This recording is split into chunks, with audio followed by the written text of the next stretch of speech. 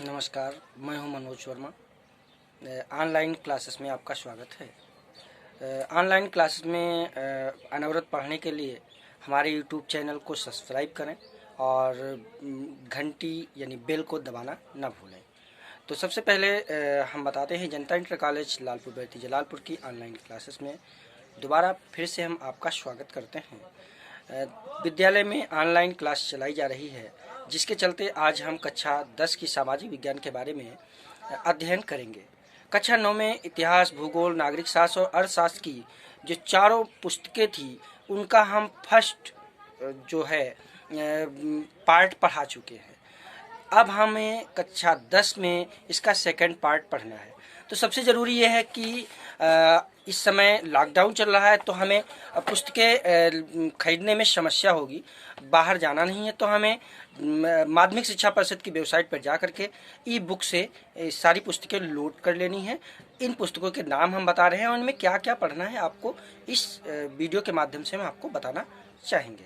सबसे पहले आप समझ लें, सामाजिक विज्ञान को 4 भागों में बांटा गया है। तो पहला भाग है, इकाई फर्स्ट में आपको पढ़ना है भारत और समकालीन विश्व का सेकंड भाग।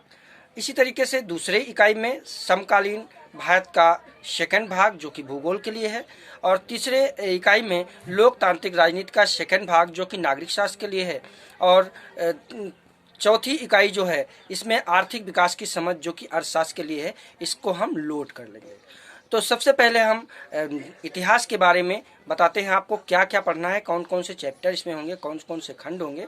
तो पहले खंड में घटनाएं और प्रतिक्रियाएं होंगी, प्रक्रियाएं, जिनमें हम यूरोप में राष्ट्रवाद का उदय, इंडो चाइना में राष्ट्रवादी आंदोलन, भारत में राष्ट्रवाद, और खंड खा में जीविका, अर्थव्यवस्था एवं समाज, जिसमें भूमंडलीकृत विश्व का बनना, औद्योगिकरण का युग, काम, आराम और जीवन। इसी तरीके से खंड तीसरा इसमें दिया गया है रोजाना की जिंदगी, संस्कृति और राजनीति, जिसमें हम पढ़ेंगे मुद्रण यानी छपाई, संस्कृति और आधुनिक दुनिया, उपन्यास, समाज और इतिहास, और इसी इतिहास में हम लास्ट के पार्ट में हम मानचित्र को भी पढ़ेंगे। इकाई सेकंड जो है समकालीन भारत सेकंड जो भूगोल के लिए है, इसमें संसाधन एवं विकास, वन एवं वन्यजीव संसाधन, जल संसाधन, कृषि, खनिज तथा ऊर्जा संसाधन, विनिर्माण उद्योग, राष्ट्रीय अर्थव्यवस्था की जीवन रेखाएं।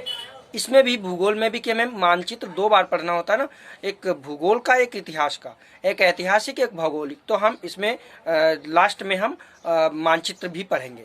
इसी के साथ साथ लोकतांत्रिक राजनीति के लिए हमें लोकतांत्रिक राजनीति सेकंड बुक लोड करनी है, जिसमें सत्ता की साझेदारी पढ़नी है, संघवाद पढ़ना है, लोकतंत्र और विविधता पढ़नी है, जाति, धर्म और लैंगिक मामले पढ़ने हैं, जन संघर्ष और आंदोलन पढ़ना है, राजनीतिक दल, लोकतंत्र के परिणाम और लोकतंत्र की चुनौतियां, यानी लोकतंत्र के सामने कौन कौन सी चुनौती है, कौन कौन सी समस्याएं हैं, इनके बारे में हम पढ़ेंगे।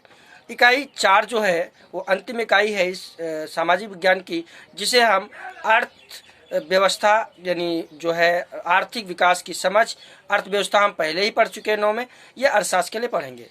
इसमें सबसे पहले विकास पढ़ेंगे, उसके बाद में भारतीय अर्थव्यवस्था के क्षेत्रक यानी जो अर्थव्यवस्था किन क्षेत्रकों में बटी हुई है, इसको पढ़ेंगे, प्राथमिक क्षेत्रक, द्वितीय क्षेत्रक और तृतीय क्षेत्रक, ऐसा पढ़ेंगे। उसके बाद में वैश्वीकरण और भारतीय अर्थव्यवस्था के बीच में क्या संबंध है, यानी वैश्विक स्थिति में भारत का क्या संबंध है, इसके बारे में हम पूरी तरीके से अध्ययन करेंगे।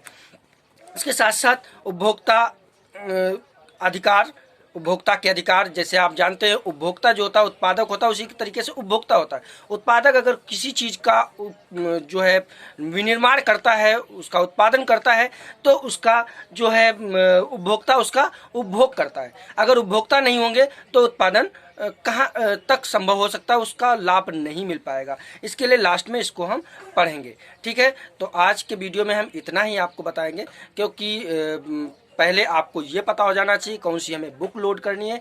तो उन सारी बुकों को हम लोड करते हुए आप सबसे पहले फिर एक बार बता देते हैं, हमारे चैनल को सब्सक्राइब करें और बेल आइकन को दबाएं, ताकि हमारे आने वाले वीडियो को आप फिर से देख सकें।